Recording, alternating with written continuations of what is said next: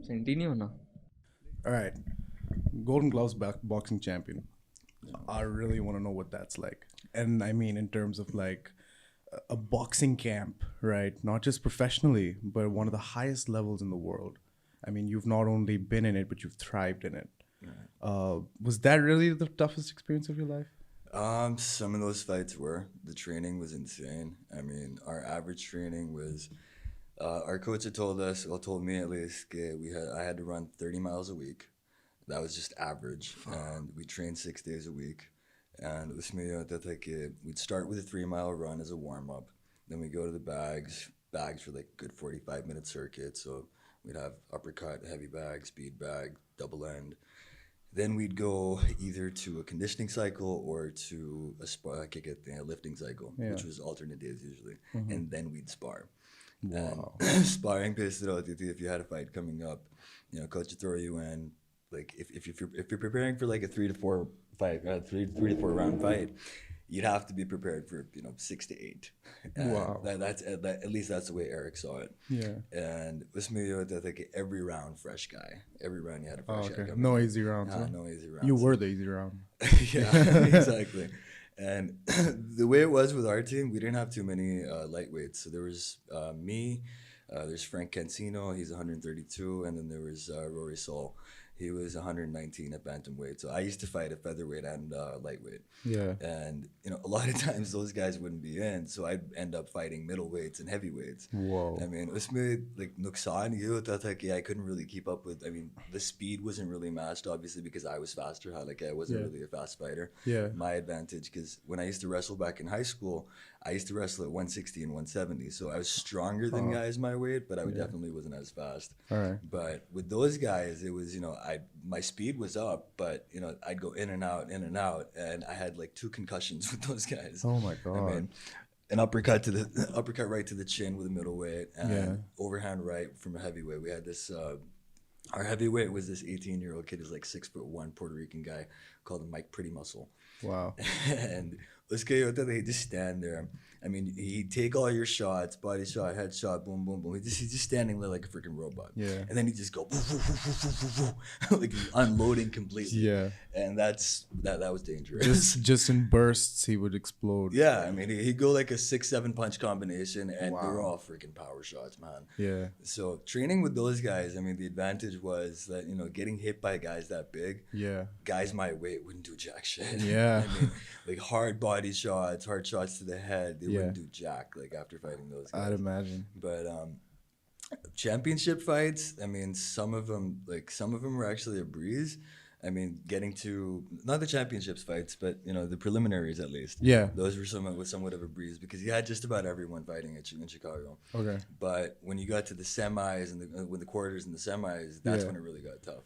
Yeah. I mean, my state championship fight, I remember the fight before my state championship fight. The way it works with USA Boxing, if you have under 8 fights, so there's 3 categories. Yeah. So there's novice, there's senior novice, and then there's open. Mm-hmm. So novice is basically under 8 fights, under 21 years. Okay. Senior novice is under 8 fights, over 21 years, and then after 8 you're just open. So it could be 100 fights and you're still open. Wow. So that particular time, like before state championships, I remember we went for like a prelim, and there's this guy, can't remember the kid's name, man, but he had like a good 21, 22 fights, and he's a national champ. He actually qualified for the National Golden Gloves as well. Didn't make it, but he qualified. Yeah. But Usman once you fight an open fighter, you have to go open, regardless of how many fights you have. So that particular bout, I was at like 4 or 5 fights by that time, and I was completely amped for the fight, and I find out nobody's there in my division except for him. Yeah. So I was like, my coach comes up to me, he's like, "Do you want to fight him?" I was like, "Yeah, I'm here to fight, of course." He's like, "But you're gonna have to go open right after this, so it doesn't matter if the guy's got 20 fights afterwards." No. I was like, "Okay, that's a little dicey." Yeah, yeah. I mean, dude beat the crap out of me. I swear to God, man. I mean, Yeah. I think I landed maybe like 2 shots on him clean in 1 round, and he smiled right back like, "Good, dude." My God. But yeah, it's exhilarating, man. How does it feel during a fight when an opponent's just smiling back at you? very fucking intimidating, Uh-huh. very demoralizing. Yeah. Like, I gave you my best shot, man. Yeah. That's the only one I land, and you're smiling at me. No, in a lot of situations, like you're able to fake emotion, right? You know, even Yeah, if you're not yeah. feeling, you know, like even if you're feeling really messed up, you can still like, you know, crack a smile. Yeah, exactly. But is that really possible when you're in the ring, or the only time that you can actually smile at somebody is if you're either a sociopath or you're just not hurt? I mean, I guess it depends because, I mean, a lot of times I've done the same where, you know, there's this one time, state championships the second time around. I was fighting this guy, Pierre Jackson, Puerto Rican kid. All right. And he hit me with a nasty liver shot, and I could barely fucking breathe. And I gave him a big fat smile right after it. And he could tell I was faking it, Yeah. but at the same time, I'm sure it kind of, you know, played with his head a little bit, thinking, Yeah. you know, maybe not. Yeah. But yeah, I guess it's just a matter, you know, a game of nerves at that point. Yeah. I mean, some guys can pull it off, some guys can't. You know, Yeah. sometimes it's really evident. Yeah, I mean, I read about your field of expertise, so to speak, kinesiology. And for dumbasses like me who have no idea what kinesiology is, and I had to look it up. From what I understand, it means the study of body movements. Body mechanics, right? Right. Exactly. What got you into wanting to study how the human body essentially Well, moves? I got into sports when I was like in my teens. So I was just telling him earlier, in fact, I played American football for one season. I was too small, so that didn't really work out. Right. And that's around the time that I got my ass kicked in high school. Mm. And we'll skip out, I started wrestling. Yeah. So wrestling was, you know, that was my calling. Like, I knew contact sports. I was made for it. Right. So, I mean, up until that point, I wanted to go into law school. But, you know, then around that time, I was like, okay, you know, biological sciences, they seem pretty interesting. Yeah. But so I was basically pre-med. I wanted to go to med school. One of my mentors, he was the official physician for the Florida Falcons. Mm-hmm. And the lifestyle that guy had, it was just amazing. You know, I mean, earning like $350,000 to $400,000 a year. Nice. You know, I had tickets to all the games. He was, you know, messing around with cheerleaders all year. Yeah. And, you know, living a good life. Yeah. So, you know, my deal was, if I want to go to med school, I don't want to work in a hospital, right? Yeah, yeah. I want to deal with athletes. Yeah. So around 18 was when I got my first certification for personal training. All right. And I started working around then as Bally's Total Fitness was right where I started. And so, I mean, that was basically the path. So kinesiology was just, you know, a lead up to medicine for me. Right. So, I mean, I never went to med school because we ended up moving back to Pakistan. Like, you know, folks are old, so they wanted to retire back home. So, Yeah. you know, home is where the family is. Yeah, of course. But, yeah, so that's basically where it came down to. Did it help you during your fighting career to also have studied Absolutely. Absolutely. body movements? Yeah, because Especially since you told me you're sparring like guys heavier than you, then I guess you needed every advantage that you could possibly get. I mean, not for the sake of sparring and fighting so much, because that kind of, you know, it turns into a whole different ballgame. Yeah. But as far as conditioning yourself and being ready for the fight, you know, in preparation, Yeah. you know, knowing what to eat, knowing how to recover, you Yeah. know, knowing how to, you know, go into hard training but still not have it, you know, Yeah. take too much of a toll on you. Yeah, in that regard, it definitely helped. I Yeah. mean, it was like a lot of the stuff that I was reading or studying, I was applying to myself most of the time. Yeah. And at the same time, because I was working part-time as a trainer, Yeah. you know, it was always applicable. So that's what the beauty of it was. Yeah. Like, that's what really fascinated me. It's not like, I mean, you study econ or, you know, mathematics. It's like, you know, books, I mean, the books tell you what to do and you're doing it on paper. Yeah. But you're not really applying it. Yeah, You know? for sure. I mean, I stick to like people who think, you know, when the fuck did we ever use algebra? Right? But Dude, I'm an econ major, and I don't think I'm ever gonna use the shit I'm studying right now. There you go. It's Exactly. bullshit. Yeah, I'll say it right now. It's bullshit. My degree is bullshit. Like, I've studied for 4 years now. 5. Sorry. Yeah, thank you. I've studied for 5 years now, and the only thing I've gathered is that this is all based on theoretical bases that are just either, you know, easily falsifiable or just untrue. exactly. Anyway, And abundant with fallacies. yeah, it's ridiculous. Yeah. So, I mean, that's what really, you know, kind of fascinated me with it. Anything I study, it's applicable, and, you know, it directly makes you know, has an influence on what I'm doing. Yeah. So yeah, I mean, it's still fascinating. I mean, there's so much to learn in the field. Yeah. You know, the fitness industry, you know, it's growing so rapidly all around the world. I mean, not just a matter of aesthetics and, you know, the way you look, Yeah. but the way you're functioning. One of the first things that my coach told me is like, you know, it doesn't matter for shit how you look. Yeah. It's all about how you feel. Oh, yeah. And if you feel right, you're probably going to look right Andy as well. Ruiz Jr., brother. I mean, what the hell was that? Uh-huh. Andy Ruiz Jr. Andy Rizuna, Like, exactly. yeah, I mean, Butterbean. Yeah, Butterbean. Oh shit, yeah, You know? Butterbean. But I mean, I read an article that was somebody interviewed you, I think a few years ago. I think it was The Nation, and it basically tracked your credentials and what you've done over the course of like a few years of coming back to Pakistan. But then also I remember reading some interesting remarks about the fitness industry. But this was way back. Right. So back then I remember it was written that you think the industry is still picking up. And that there's not a lot of certified instructors and not a lot of people who know their shit. Right. Do you still feel the same? To a certain extent, yes. Yeah? Because, I mean, abhi bhi was a concept Pakistan mein bana hua hai na, jo dikhta hai wo bikta hai. Yeah. So any Tom, Dick, and Harry, who's been lifting or looks good, has abs, he qualifies himself as a trainer. There we go. And, quite frankly, it's a little ridiculing to people who've actually had the education and, the qualifications to get there. Yeah. Because, I was talking to a friend the other day. I saw one of a trainer that I was working with, not going to name anybody, but he's making his clients do ab rollouts. All right. Now, ab rollouts, they're basic exercise, but there's a certain way to do it, of course, because when you extend out, your lower back gets hyperextended, right? And that could completely break your back if you're not doing it right. And I see these guys, like 2 or 3 of them doing them, and all the guys saying is, "Nahi, galat kar rahe ho, sahi karo, galat kar rahe ho, sahi karo." Now, I'm not the kind of person who really intervenes when another trainer's at work. It's the code. But I mean, it's just I don't want to embarrass the guy telling him that I know better. Yeah. But I couldn't help myself that particular time. As soon as the guy left, I was like, "Guys, come here. You got to hump your back, do this a certain way." Yeah. And when he comes back, it's like, Umer, the boss go ahead, I stuck at it. I was like, you got to kind of tell him how to do it better. I think you gave his name away there, but who gives a shit? It's all good. But yeah, I mean, there does seem to be a trend. At least this is how, and I don't want to call it a trend, but this is how the fitness culture was kind of introduced to the country initially, right? At least that I can predate it.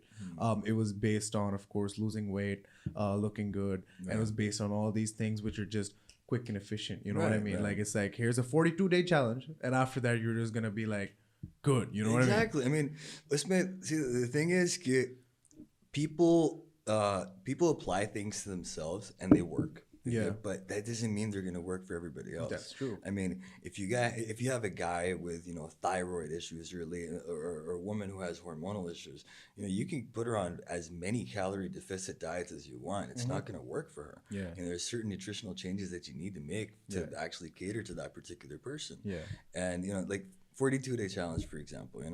I mean, a lot of people lose weight. They put them on like low carb diets. You're like 500, 600 calorie deficit. You're obviously going to lose weight. But once you stop, you're back to square one. And as long as they're doing that, they feel great. And then people client ka mindset ban jata hai ki yaar nahi jitni der mein wo kar raha tha na main theek tha. But it's like it's more a matter of changing your lifestyle. I mean, I've got this friend and colleague, Sabagul Hassan. I love the way she thinks. She's a nutritionist. And she says, I don't tell my clients, I don't tell all these people and friends to, write up diets and go meticulously one for one, right? I tell them to change their habits. If your pantry is full of, wheat bread and fruits and whatnot, that's what you're going to choose from. Exactly. If you're stocking up with candy and chocolates and white bread and parathe, that's basically what you're going to choose from as well. Exactly. So, I mean, if you change your habits, it automatically becomes, a lifestyle. Even like a jelly bean looking motherfucker like myself, you know what I mean, knows. Wouldn't go that far. Even I understand that you can't, apply every single, like, you can't do what Schwarzenegger did. You know what I mean? He has a very specific body type. You have a very specific body type. Right. Your body has needs that his body doesn't, and vice versa. Right. You know what I mean? But I guess the marketability and just the application of saying, you have to look better. Right. And this is how you can do it. I feel like that's probably one of the biggest problems in the fitness industry, because people are so focused on wanting to look better. Of course, this stems to like broader issues and like other kind of problems, such as, body standards and all of that, and how they've been enforced in us, and now it's just pretty much people capitalizing on it because sex sells, essentially. Exactly. You know what I mean? That's what it comes down but to. how do you change that? How do you start telling people that it's not really about how you look, but it's honestly about how you feel and how your body's working and how healthier you I are. mean, see, there's some basic guidelines of the certain things that you can do to lose weight, be healthier, and whatnot. But like I said, it's so diverse that you can't really apply it to everyone. Yeah. Now, I mean, for example, I'll get a guy who comes in who says he wants to gain weight, right? Now, he might be scrawny, and according to most people, they eat a lot. But most 9 out of 10 times when a guy tells me he eats a lot, he doesn't eat jack shit, right? So I might put that guy on like a 3,000 calorie diet and still might not work for him. Yeah. But the idea, I mean, what people don't really understand is it's not so much about what the weight scale says, it's about your composition. Like, I will still have trouble coming across a trainer who asks his client to get a composition test done. Right. You weigh so and so, this is what your inches look like. Okay, this is your diet, this is your training. No, dude, you don't know what's going on inside. Right. I mean, looking good is only a reflection of being good, is the way I see it. Yeah. I mean, if your composition, I mean, when I launched that boot camp, Yeah. the reason I call the brand Equilibrium is because that's basically my philosophy of fitness. It's all about striking a perfect balance. You have to have optimized muscle, minimal fat, and the rest of it just comes alongside. So I mean, if you have a guy like with a skinny fat body concept, you'll see a lot of girls who eat like horses. Yeah. But they don't look anything like it. But their insides are all fucked up. They got all kinds of visceral fat lining up their organs and shit. Right. So if you don't know what your composition is like, it's not going to reflect on your body as well either. And I think it's just that particular mindset where you have to kind of explain to them that it's composition, not appearance alone. If the composition changes, the appearance automatically will. Do you recommend any tests to find out your body composition essentially? Yeah, there's a bunch of things. I mean, not all of them are very accurate, but I mean, obviously, the more expensive equipment that you get across, you're probably going to have more accuracy with that. Right. Like Pele, there's those little, hand holding tests, and you stand on a little scale, and it kind of measures your body fat there. Then there's calipers that you can use for at least body fat alone, right? And then there's 3D body scanners. A couple of gyms have them with 10 lakh rupees ki machine hai. So not everybody invests in that, but then they charge accordingly. I mean, 2,500 ka phir aapka test bhi hota hai. Right. Usme it'll give you your lean muscle mass, your body fat, your BMR, which again, BMR, a lot of people don't even know what BMR is, which is actually appalling to me. They confuse it with BMI. BMI is your body mass index, which doesn't tell you jack shit. I mean, The Rock and Adnan Sami Khan or Inzamam ul Haq could have the same damn BMI. For real? Seriously. It's basically height to weight ratio, no? That's all it is. Oh, so, I mean, you might be 240 pounds, 6'4", and your BMI is going to be the same, irrespective of how much fat you have on your muscle, right? BMR, on the other hand, is your basal metabolic rate. What you're consuming and what you're burning as a daily activity, like without doing anything, no exercise or whatever, just your regular day. That's how much you burn. So for instance, like a teenager might be burning like 2,200 calories a day. Somebody in their 30s might be burning 15. Right. So if you're going to calculate what kind of a deficit that particular person needs, you need to know that figure. Right? And that test is required for it. Right. And a lot of these pieces of equipment, like these 3D body scanners and stuff, they acquire that. I mean, they obtain that. Yeah. So I mean, first thing I tell somebody, even if they're ready to start that same day, I'm like, all right, I'm not going to write you a diet. I'm not going to write you a training routine until you get this done. Yeah. When I know these figures, then I know what I'm dealing with. You could look great, but as far as I'm concerned, you could be totally fucked up on the inside. Yeah.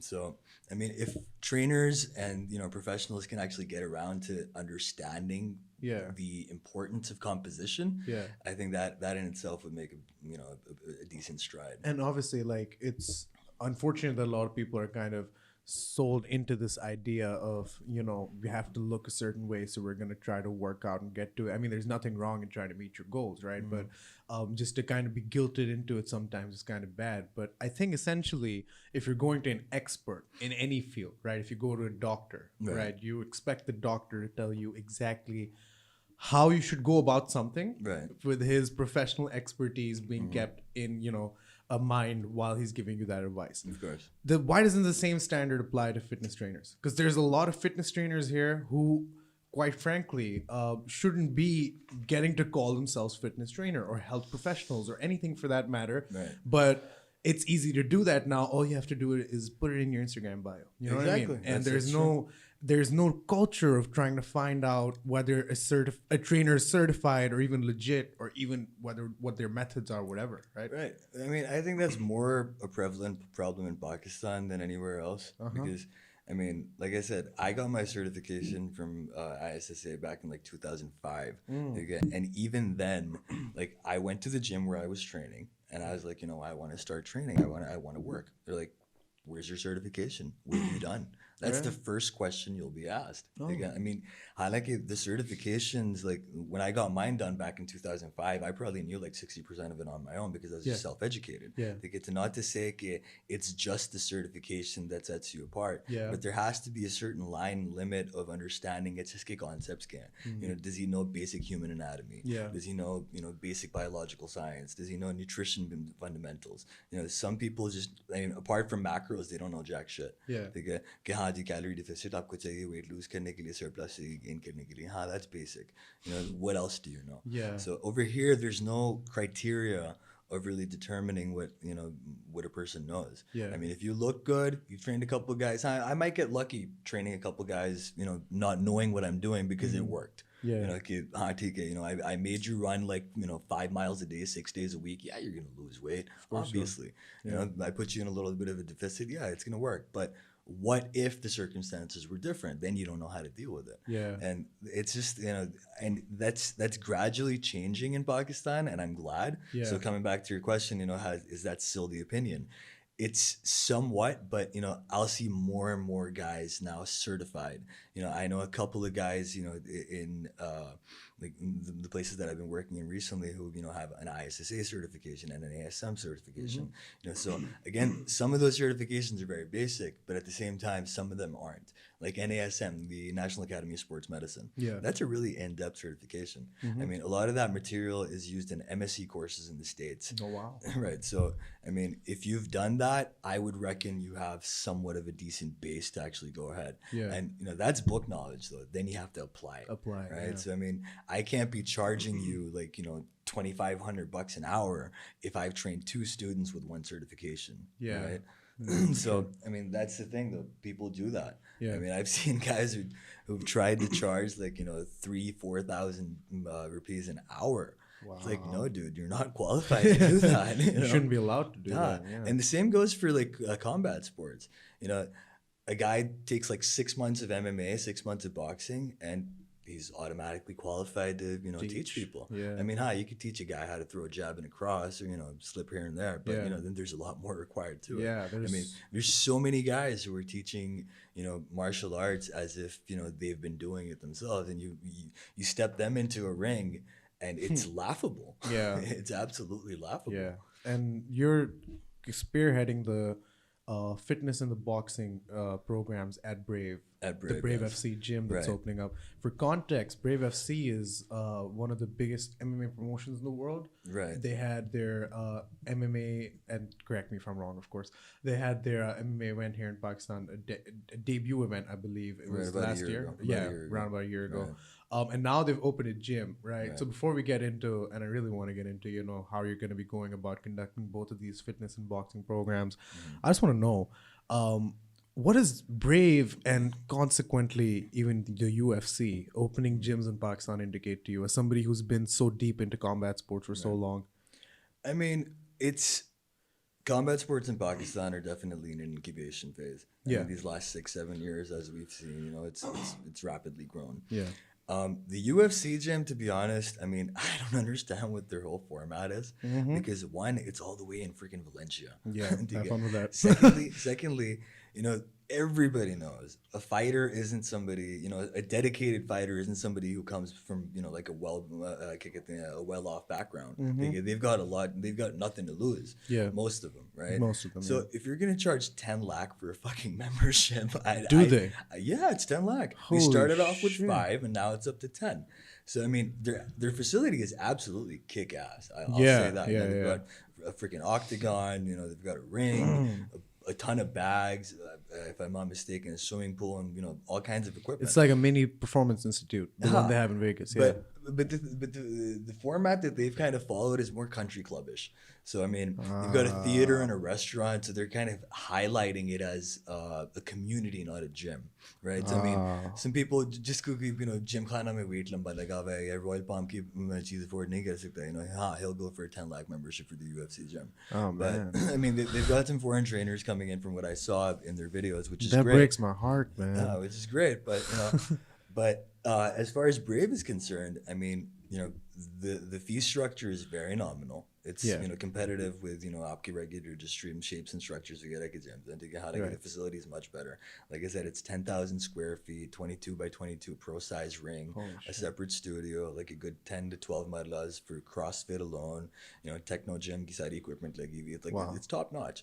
I mean, and like I said, it's one of the only facilities, if not the only, which follows like a warehouse pattern. Yeah, 40-50 inch ki chhat hai, foot ki chhat hai. Yeah, and sauna and whatnot. And it's right in the middle of the packages mall. So if you're bored, just go shops and come back right in between rounds. Exactly. I mean, even that. I mean, and it's so central. Like Gulberg se aapko 20 minute padenge, defense se aapko 10 minute padenge, model town because saath hi hai. Perfect. But for what they're doing, what we're doing with Brave, basically, Umer has props to him, man. He's taken a great initiative, and there's going to be. Like one of the problems that I have, particularly with boxing, I mean, MMA ka chota phir bhi hai, like fight nights figure hoti rehti hain. There's a bunch of little promotions that have risen up in the last couple of years, but these guys are not only promoting MMA on a professional platform, but they're really looking into boxing as well. Nice. So Jahangir Saab, who's the owner of Green Hill, he is absolutely passionate about boxing. And one of his complaints the other day when we had a meeting with him was, he's like, I provide equipment to all over the world, right? He provided equipment to the Beijing Olympics, the Rio Olympics, the London Olympics. And it's like every time I go there, people tell me, yeah, your equipment's kick-ass, but where are your athletes? Where are they? I never see the Pakistani flag raised at one of these events. So he's more of a philanthropist, and through Brave, what he wants to do is start an amateur promotion and then a professional promotion as well, and he wants to breed these fighters so he can actually take them abroad with greater opportunities. Like boxing in Pakistan mein, I hope the federation doesn't hate me on this, but it's a fact. They completely sideline the efforts of a fighter. Like I remember a couple of years ago for the Commonwealth Games, fighters go as a pre-fight meal. Pata kya diya gaya tha? Chai pakode. Fucking chai pakode before a fight. And these are guys who are probably going to be fighting maybe multiple times a day. 1 6-minute fight takes the shit out of you. Literally, if you have a chai pakora. Chai pakora ne kya karna hai? Thoda sa besan kha liya aur wo bhi आधा दूध, probably powder wala दूध hoga wo bhi. That's horrible. So I mean, and unke saath bhi ye hua tha. There's this another event. I don't know if it was the Commonwealth, but one of these competitions abroad. So they had the whole team ready. Everything was in check. And then it came down to funding. And the federation goes, we don't have the money to send you. A good 70 to 80% of the fighters were of the opinion, you know what, we'll fund ourselves, but we still want to go. But a battle of ego is the fuckers never let them go. They never fought. They never fought, even though they were willing to support them their own selves. So, I mean, for boxing particularly, I think this would be an incredible leap. I mean, we've had little smokers and little fight nights and events. But for this, it would we're gonna have like a proper team for boxing, a proper team for MMA, and both amateur and pro. Yeah. So I mean, as far as these gyms opening up and UFC and Brave coming to Pakistan, I think it's a great leap. I mean, it's massive opportunity for all kinds of fighters. I mean, if you look at the state of boxing in Pakistan, first of all, I didn't know we had a commission, so that's great. And I'm supposed to cover this sport. God, I'm supposed to know this stuff. I still didn't have any idea that we actually have a commission, but that's good to know. Thanks for that. But then apart from that, if you think about it, like the only two guys that I can think of that have reached like a level of success and fame that I can like name two Pakistani boxers off the top of my head who've made like the international stages, Amir Khan and then Wasim Khan. Mohammed Wasim, sorry, yeah. And these guys, again, I don't think they trained here. Wasim, is local. He's, Okay. you know, he's a Balochi Yeah. and Koitaka, if I'm Yeah. not mistaken. Yep. And he's trained here a lot, and then, you know, he found better opportunities and went to TMT and Yeah. trained with the Mayweathers. Right. But Ahmed is not a Pakistani. Yeah. He's not a fucking Pakistani. Yeah. He never trained here. He hasn't done jack shit for Pakistan. I mean, he did that Sting commercial. That was great. Thanks, Amir. He made money off I of know, it. I'm joking. Yeah. That was public service, man. That ad was everywhere. Yeah. Even that ad, when he came to our gym, you know what he did? That little bottle trick that he does? Yeah. It's fake.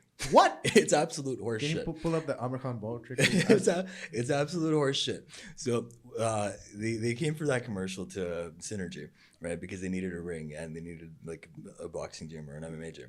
So they come in there and everybody's got their cameras pulled out. And they're looking at, you know, whatever he's doing. And Igdam to the videographer goes, you know, everybody put your cameras down. You can't film this. Oh, I'm like, why? man. Because it's fake.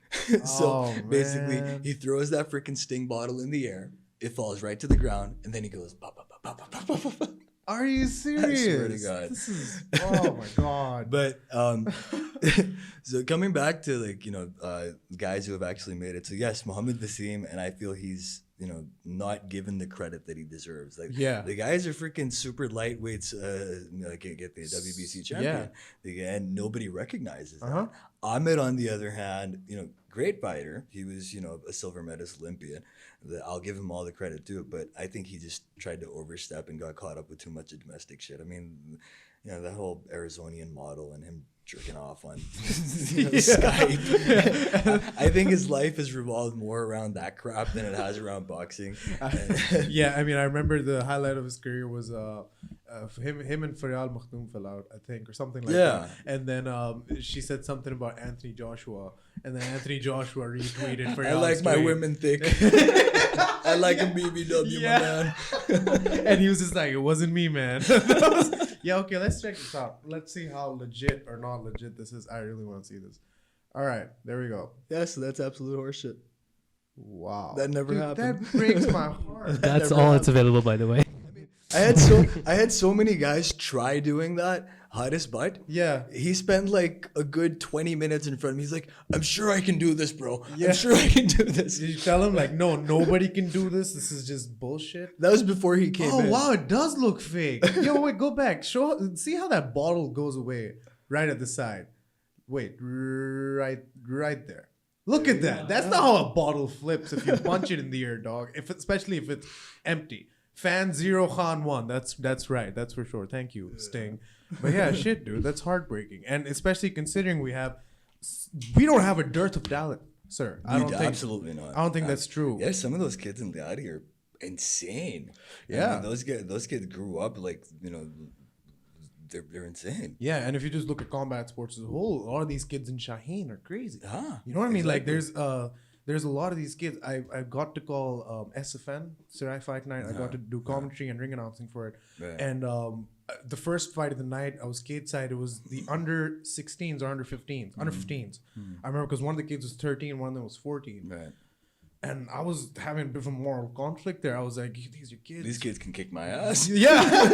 That was the first moral conflict I had was, dude, these are kids. They're going to fight? And then when I saw them fight, I was like, you don't stay. These aren't kids. Yeah. I was like, yo, we got no problems, man. Like, you know, it was a great fight. But these kids are like 13, 14. They're tearing it up. They have like records like 10-0. And these are all like legit fights that they've had. So that's like, we don't have a dearth of talent. We literally just have a dearth of, you know, opportunity and existing structures that kind of help these kids get to the next level. Exactly. And laying off of that, I want to know, like, Brave, the gym that it's opening, like, it's obviously going to want to try to make fighters, right? It's not exactly just, you know, it's not just commercial. Yeah, so you're going to come in, you're going to obviously train people who want to train. So the everyday person who wants to go and get their fitness fix or whatever, they can do that, right? But you guys are also making a very consolidated effort to try to make fighters. It's actually one of the priorities for the Brave management to have a proper fight team for all these sports.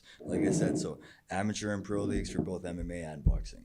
That has to be the case, and they're really looking into that. I mean, it's not just about training the fighters there; it's about providing them opportunities, sponsoring them, sending them to international events. Yeah. It's all going to be there, Yeah. and that's the whole idea. Because I mean, you have so many fighters who've just wasted their careers off. I mean, with a lack of opportunity. I mean, Irfan Ahmed, for example, now he's made it to one, and I'm so glad that he's made it to one because he's such a that kid is such a hard worker. Yeah. He's such a hard worker. I mean, year in, year out, that kid is ready to freaking fight. Yeah. आप उसको आज कहोगे यार कल fight है क्या कराएं? He's ready to go, and he's always in freaking ridiculous shape. Yeah. But these last couple of years, it took him a while. I mean, he was fighting chickens. I mean, every time he'd go in the ring, it was like, really? Yeah. I क्या कहते हैं जब ये SBL के सारा scene हुआ है. Yeah. Again, one of the reasons why I don't really like Amir Khan. So he invested in because he's a part of SFL for the International MMA League, right? Yeah. Now SBL was supposed to be a branch off of SFL. Yeah. So the whole idea was make a pro league in Pakistan, highlight the idea. And the problem they had with that was his understanding with the federation. Now the federation is associated with IBA, right? Right. Now IBA is not affiliated with the WBC. Okay. So SBL was supposed to be affiliated with the WBC, and it wasn't just because of that little clash. They were trying to work around that, but Amir didn't want to give any freaking money to the federation to provide their pool of fighters. So the federation basically used kind of that as an excuse where they said IBA and WBC affiliation is a conflict, but that entire pool of fighters, some of these guys, Hamza Bhatt, he's won Punjab a number of times. Yeah. A lot of these other guys, they weren't allowed to fight because for them it was either stick with the federation and keep on doing what you're doing. कोई वापडा की तरफ से खेल रहा है, कोई किसी organization की तरफ से खेल रहा है, कोई लेस्को की तरफ से खेल रहा है. So either they were going to be denied that, or they could stick to it and not have the opportunity to fight in SBL. But SBL में क्या हुआ? You had a bunch of garage boxers. I mean, you had wushu fighters coming into the ring. You had kickboxers. You had taekwondo fighters coming into a boxing ring. And, a lot of these kids were winning. And it was such a shitty pool of talent because, none of them were actually adequately trained.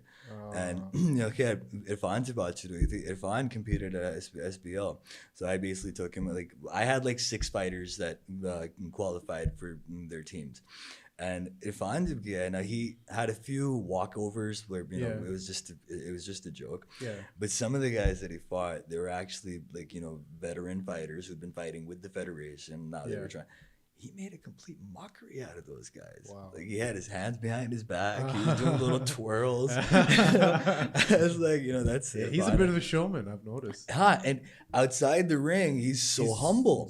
He's nicest so guy. Humble. Yeah. I mean, you'd never think this guy could tear your head apart with his bare hands. But he can. But he absolutely can. Yeah. I mean, pehle uska ye tha ki his striking was so solid and his grappling wasn't all that good. But, he's been training with Jazzy and he's been training with Vakad. They've done him really good. Yeah. And now he's solid. Yeah. And like I said, some of these guys like Anita Karim is going over to the one series. They're both on the same card. They're both on the same card, exactly. And it's nice to see these guys have such opportunities, but I think even in his case, it was a little too late. Yeah. I mean, he's 22, 23. I've seen the kid since he was 19, just hungry to fight. Yeah.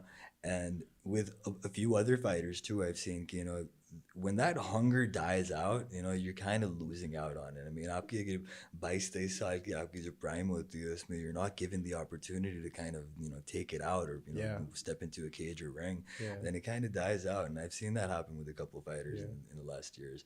But, it's a great thing that now they're offering opportunities for them to actually make it big and, there's a good pathway to it. I've seen you work in the gym and I've seen you teach people. I've always been curious to ask you this. Even when you were my coach, but I was too afraid to ask you.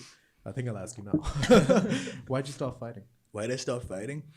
I was a med school student, so even the last championship that I had, last time I fought at the Gloves, my father was the only one who I told, but I took a whole semester off of college. My mom would have killed me if she found out. But, I mean, it just didn't work hand in hand. I mean, I was doing well. I had a 16-4 record. Yeah. But उसमें यही था कि med school was, the promising way to go. Mm-hmm. And fighting's always a risk. I mean, you could get hurt. Your career could end in a day. Yeah. Not even a day, a moment. Yeah. Right. So for me, it was, I didn't see myself. I mean, I wanted to go pro and, take it further, of course. But when responsibility weighs in, you have to take the safer option in a sense. Yeah. So, I mean, coming back into boxing, like I started at Synergy as a volunteer. I wasn't even getting paid for the first couple of months, and I didn't ask him to pay me for the first couple of months. It's just the love for boxing. But after a while, when I kind of realized, I've seen that I was like, okay, I can come back to my home ground. There we go. So, coaching again, it's rewarding. It's absolutely rewarding. I mean, whether it's fitness training or whether it's boxing training, you see somebody who you've just started from scratch and then you see him flourish as a fighter or as an athlete, it's absolutely rewarding. So the way I see it, what I'm doing today is kind of like a rip-off of what I really wanted to do. So med school, working with athletes at at the highest level, that was the dream. But now it's maybe a couple tiers down. Yeah, but I mean, you were there anyway. You know what I mean? Because I'm sure, like, because even when you're in a gym environment, and even if you're there as like the everyday Joe who just wants to work out or whatever, as soon as you see like, oh, there's 2-3 fighters in today and they're training with us, you automatically go, oh shit, you know what I mean? Like your boss straightens up, you're like, don't make any like mistakes, nothing, like, because these guys are fighters. But I'm sure, like, with that kind of environment and with you at the helm, I'm sure it's going to be like an amazing program. And you're putting together a team, right? Yeah. And you're putting together fitness instructors and people who you want to sort of get this certain kind of flow. I mean, you're obviously going to be dealing with clients personally as well. Right. But just with regards to this team you're putting together, how do you approach that? And what do you look for in a trainer? So just so we can get an idea of what kind of people are going to be teaching at Brave. Okay, so we're gonna have a variety of trainers. So I mean, first there's the functional fitness, strength and conditioning, and CrossFit kind of guys. Right. Now, the team that we're putting together, the team primarily we have put together. My main thing was I'm not really concerned with if you have a certification or not. Right. I mean, if you do, good. That's a plus. I'm concerned with what your knowledge base is. Like I said, when I got my certification, I probably knew 60% of it anyway. Yeah. Because you're self-educated. And some guys are like that. I've seen guys in the field who've been working as trainers for like 10, 12 years, don't have a damn certification to rely on. Yeah. But they know their shit. Yeah. But so with me, it was, what I was primarily looking for. One, does the guy actually take an interest in his clients? Is he passionate about making the person better, or is he just, making money? Because I'll see a lot of guys, 15, 20 clients doing the same damn thing, not worried about form, you're paying me the same amount, I don't really care. Yeah. Right? So one, that was, instrumental. And then secondly, I would prefer to have guys who are dedicated to the industry.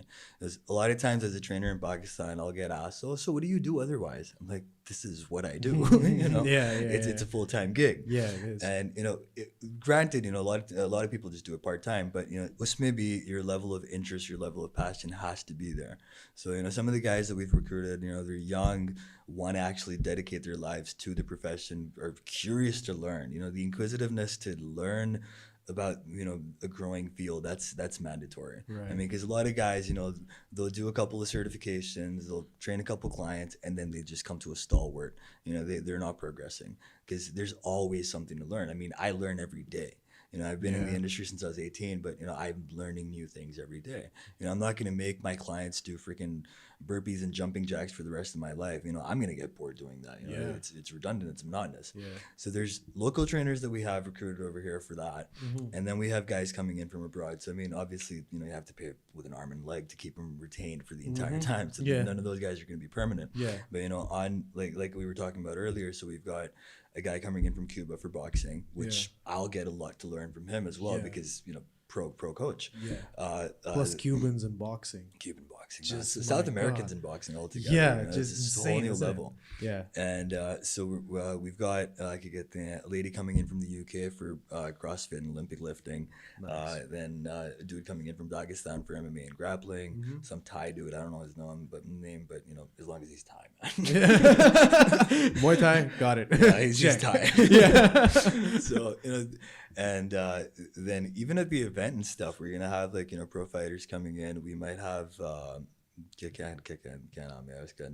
Nasrid Haspirast All right. from the UFC. All He's right. actually a friend of ours. Oh, cool. And then we've got Yasser Hirsch, who's also a friend of ours. Yeah. So, you know, so some of these guys are going to just be shuffled in. And the thing with that is, it's not only they're coming in to train the clients, they're going to be coming in to train the coaches as well. I mean, I had, you know, one of the guys that we hired, he's like, you know, I've never taken combat sports, but I want to diversify. Right. You know, so what do I do for that? And I was like, dude, just join one of my classes. You know, Yeah, we'll get you started off on that. And then when we have coaches come in, we all get to learn from them. Yeah. And then there's opportunities. I mean, they're talking about, you know, sending the trainers abroad to get certifications, to go for workshops. I mean, for example, there's the fitness conference Fitness Conference Asia. Yeah. Okay?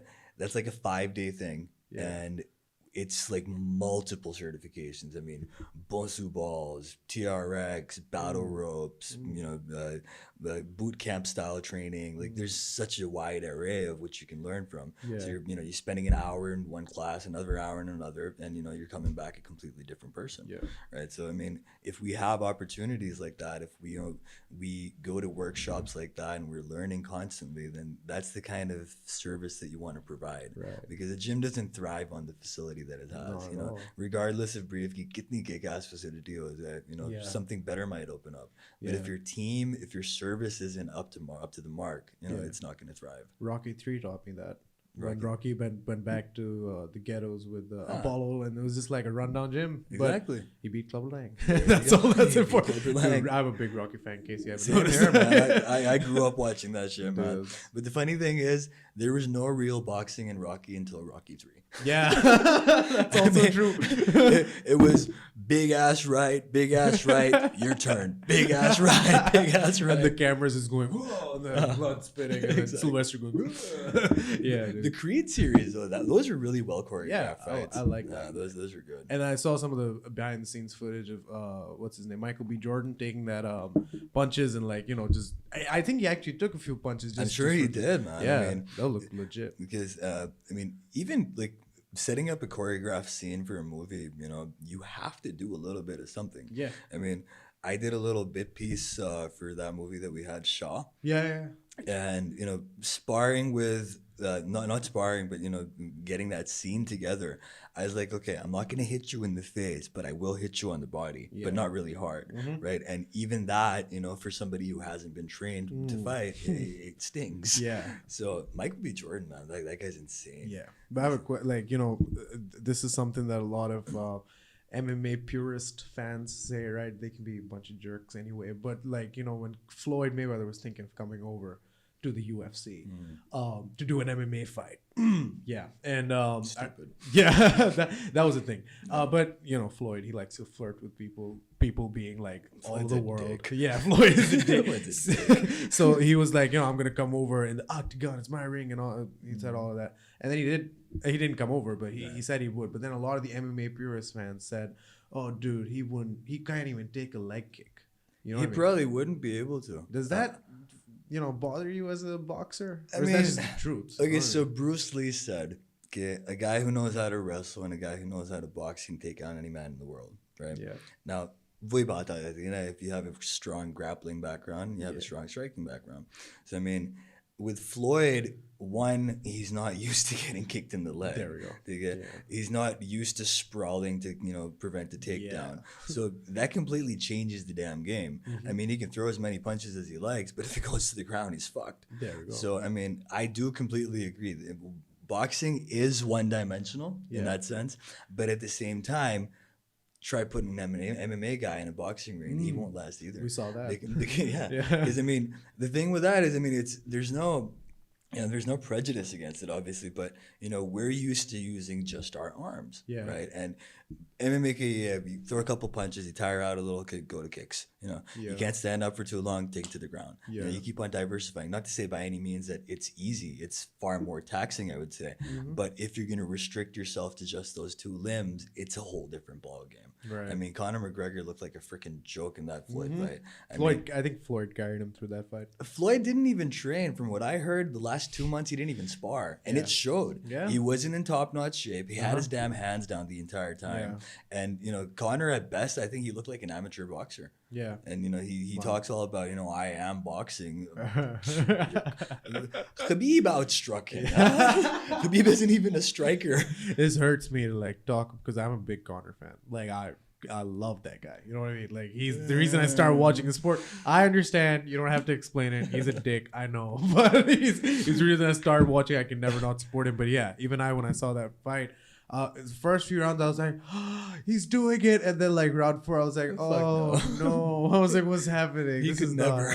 Yeah, he can't. He just can't. But the interesting thing is, I mean, jumping between sports is obviously fun, and I think people can get to do that at the Brave facility that's opening because like it's class based, right? Like you can just go and take a class, and then you can choose to take another class. And with these foreign instructors that you talked about coming in, I don't think a lot of people realize this, but even physical activity is learned through like repetitions, but essentially it can still be taught just like anything else, right? Right. Sure. So it's like somebody coming in like literally like a visiting faculty, dropping some wisdom and then leaving. The thing is, you've learned now, so they've done some kind of benefit. So this kind of system's actually really interesting. And the one thing you mentioned that was pretty interesting was the lady from the UK who was a power lifter. There's not a lot of trend of women lifting heavy weights here. It's begun though. I mean, and like, sorry to cut you off, but like women often, like what I've spoken to a few guys who are also into fitness on the podcast, and generally what they say is that there's a misconception about why women can't lift heavy weights or can't do heavy weights, right? Is that true? See, most girls tend to think they'll lift weights and they'll turn mannish. I mean, it takes a while for them to understand that it takes a shitload of food to become mannish. Yeah. I mean, you have to eat insane. Like crazy. But that whole lifting concept with women is actually growing. I mean, I freelanced with Ironbox for like a year right now, this past year. And I was actually very pleasantly surprised. You had a lot of girls lifting weights. I mean, this girl popped in like 140-pound deadlift. Okay? I've seen a bunch of girls do over 100, not 140 pounds, or 140 kg. Yeah. That's even, whoa. 140 pounds ain't much. Yeah. But, I've seen a bunch of girls squat more than 100 kg. Wow. And I mean, it's gradually becoming a trend where girls are realizing lifting weights isn't going to turn us into the Hulk. Yeah. Right? It's basically just going to give us aesthetics. And this is what I try to explain to clients as well.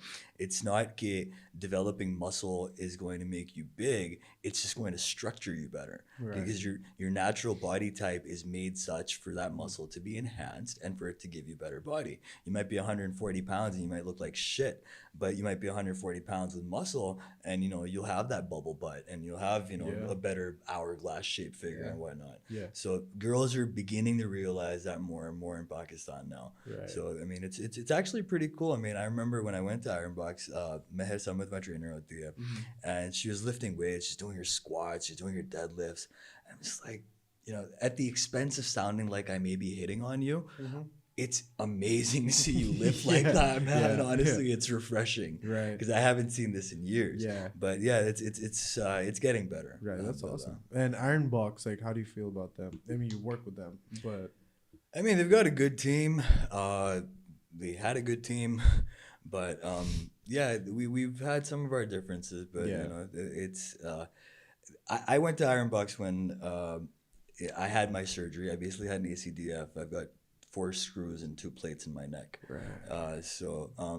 After my boot camp, because like when I was running the boot camp, I kind of had that surgery right towards the end, and after that, I was a lost a bunch of money, kind of needed a place to work. So, they really took me in. So I'll always be grateful for that. Yeah. And, they were the first CrossFit affiliated, the place in Pakistan, Right. which goes, a lot of credit goes to that. And they have created a really good culture for, people lifting and, appreciating CrossFit and whatnot.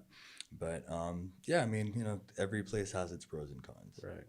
I really want to ask you as well, what was the toughest or the craziest fight of your career? That had to be the semifinals of state championships the second time. Run me through that. Ricardo Ramirez, he's a Mexican kid. Oh no, you drew a Mexican in a boxing match. Man, that was insane. So basically what happened with that was 4-round fight because of the championship bout. And the first 2 rounds, he completely dominated me to the point where I was out of breath. I was sure I was going to lose. And, I was down by points. I was down by morale. Yeah. My freaking insides hurt. I was tired. My legs were giving out. But what happened, you literally get that second win sometimes, right? And after the second round, my coach gave me this little pep talk. He's like, dude, you've worked your ass off to get here, and you still got 2 rounds to make this happen. He goes, so turn it around. I mean, it was nothing it was nothing instrumental that he said per se, but maybe just the way he said it, that it clicked. Yeah. Man, I went into that 3rd round just bashing him up. Whoa. I took him against the ropes in the first minute, hit him with a nice clean sternum shot. I had him gasping for breath. Right. And 3rd round, last minute, he got saved by the bell because I hit him with that sternum shot, and I clocked him with an overhand right and a hook to follow. Yeah. And I was sure he wasn't going to get up. He went to the knee, got right back up. Oh, man. But I took that fight by a couple points. Yeah. And that was by far the most satisfying victory I ever. I mean, it has every single component of a good boxing story. You had the first 2 rounds that you lost. Then you had your trainer yelling at you in the most Rocky-esque manner again. And you get back up and you beat his ass. That's perfect. I mean, the third round, I was completely dominating him. The 4th round, he was still coming back up. We were still going neck to neck. It wasn't complete domination. Damn. That kid was so fast. Every time I'd lean in for a jab, I'd get 2 to face. Every time I'd set up a right, I'd get a hook. So he was always a step ahead of me in that case. But it was, I think mostly I got it for ring generalship because I was never a boxer. I would always brawl. Yeah. So, I mean, I was always setting the pace. But that particular fight, I really had to improvise because he was coming at me harder than I usually would. Right. So yeah, I mean, well, I just want to ask you right before we close off. I mean, the MMA scene and the boxing scene, right, and just the combat sports scene in general. Right. Being somebody who's just now entering these domains, not as a fighter, not at all, but just as more of, I'd like to say, participant observer, somebody who likes to watch these things, maybe comment on it. Yeah, enthusiast. Let's just call it that. I mean, there's a lot of stuff that I see which is very good and encouraging, positive signs, green signals. But there's a lot of stuff also which are big question marks for me, which make me go, why can't things be different in this certain regard or whatever? Now, criticizing a nascent sport, because that's just what it is. It's a nascent sport. But I still like to think about these things. As somebody who is consummate professional in the field, somebody who has been around in this country for long enough to understand the dynamics of it, and as somebody who is now, literally heading a facility which is going to be teaching and training not just fighters, but people who are going to be surrounded by combat sports and fitness, what would be one thing that you would definitely want to change in the Pakistan MMA or boxing scene? Yeah, I think that kind of stems from Pakistani mentality generally. हमारी as a nation, एक mentality hai where you can't really see people progressing more than you, right? And that kind of transpires into the combat sports industry as well, where you'll see very rarely, people kind of appreciating another man's accomplishments. I mean, there's all this, gyms ki aapas mein rivalry hogi, fighters ki aapas mein rivalry hogi. Rivalry hoti hai. Lekin at the same time, when the other's doing well, encourage it, celebrate it.